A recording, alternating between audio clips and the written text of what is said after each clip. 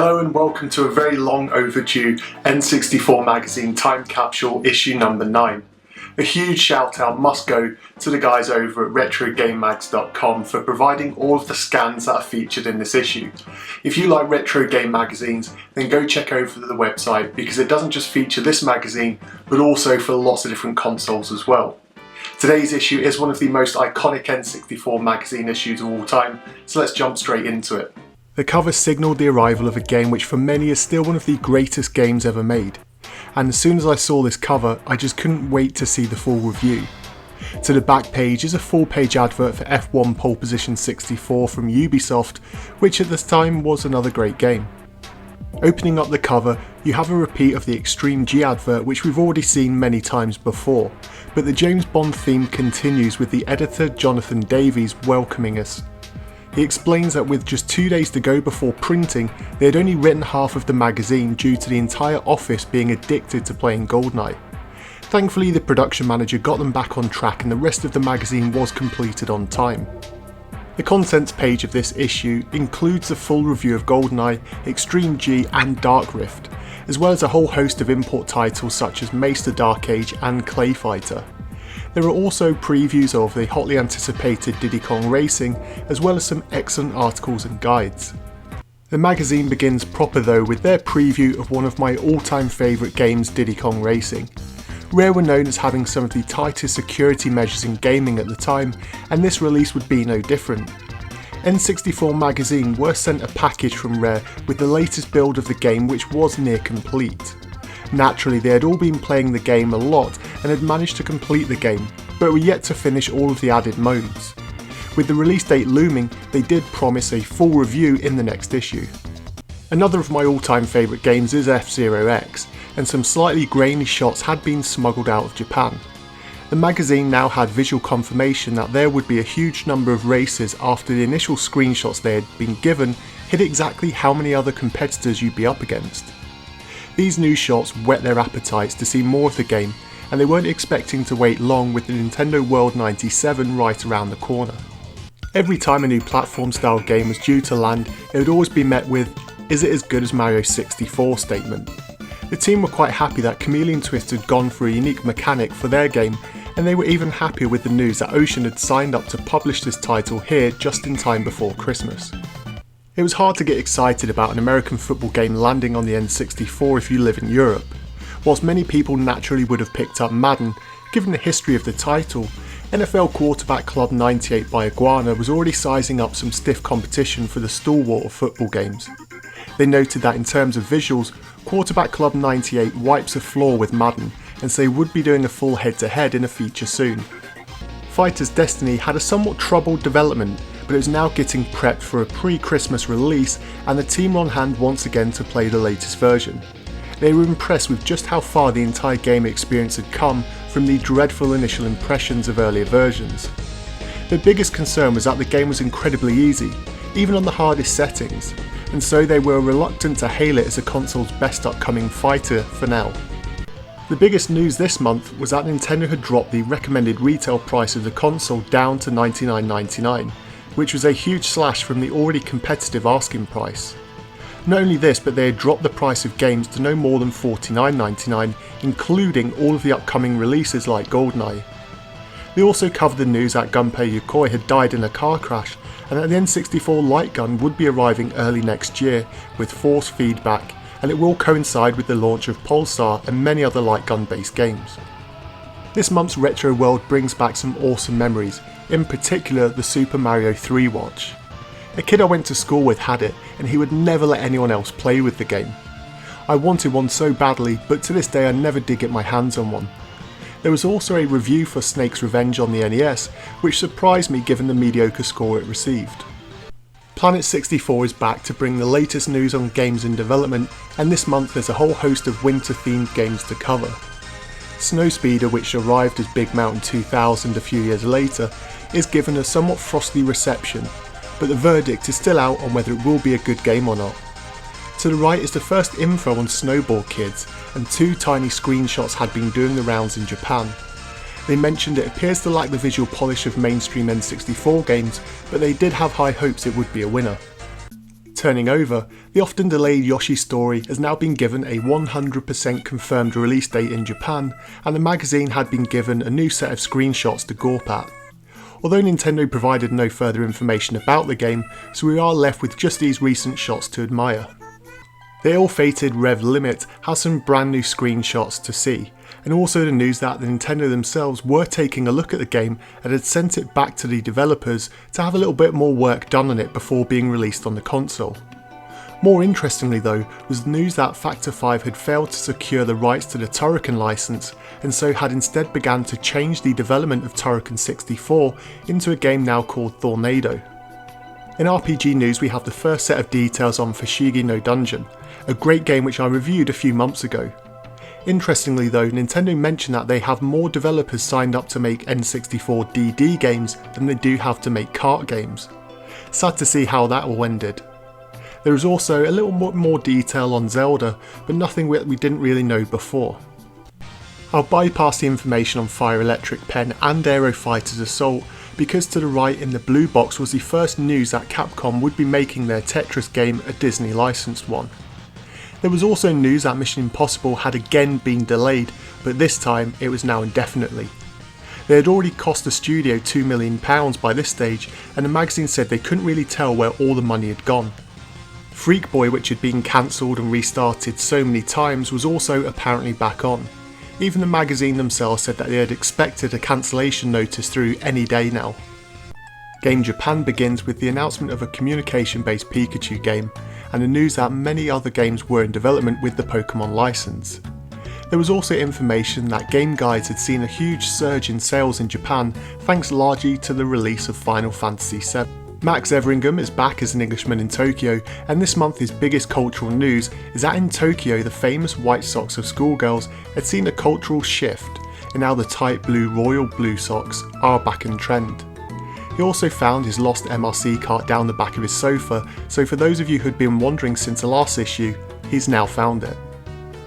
I just loved how in-depth this review for GoldenEye goes. They break down each of the levels with tips on how to complete it, the control methods, all of the action and gadgets to play with. Naturally, they say it's the best shooter on the N64 and even stated it's perhaps the best shooter in the entire world.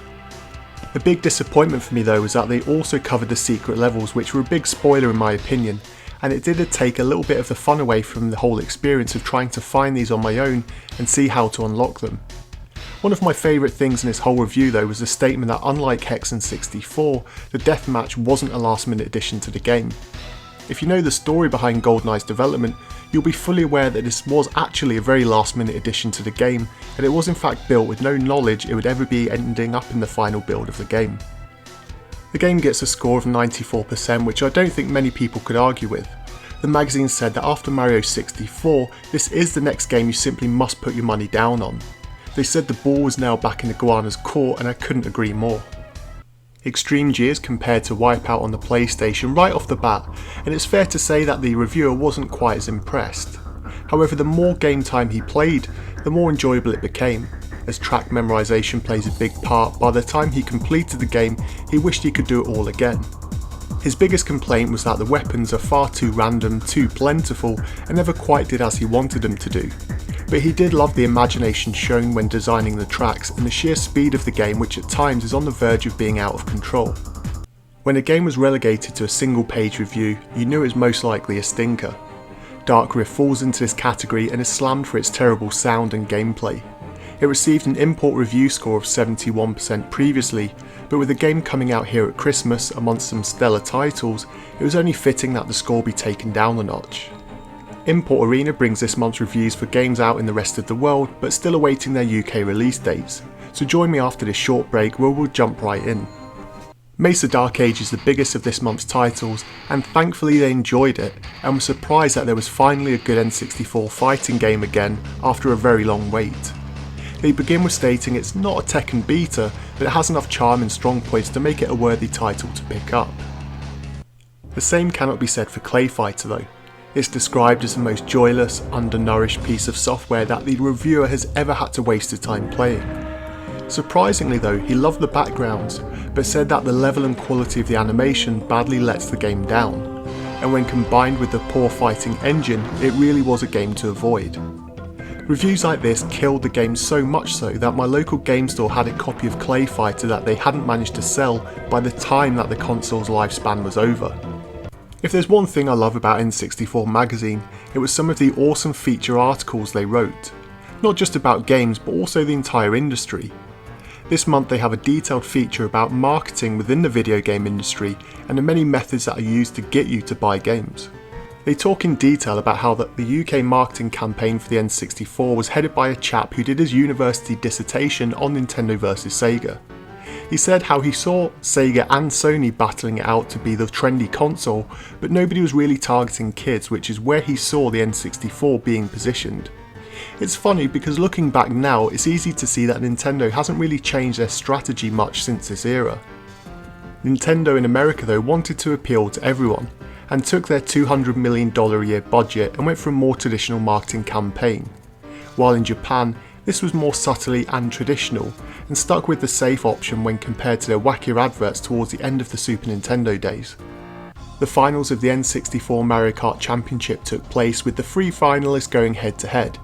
No surprises though that the unemployed chap with tons of spare time in his hand took the crown, although it was perhaps a little harsh of the magazine to point this fact out.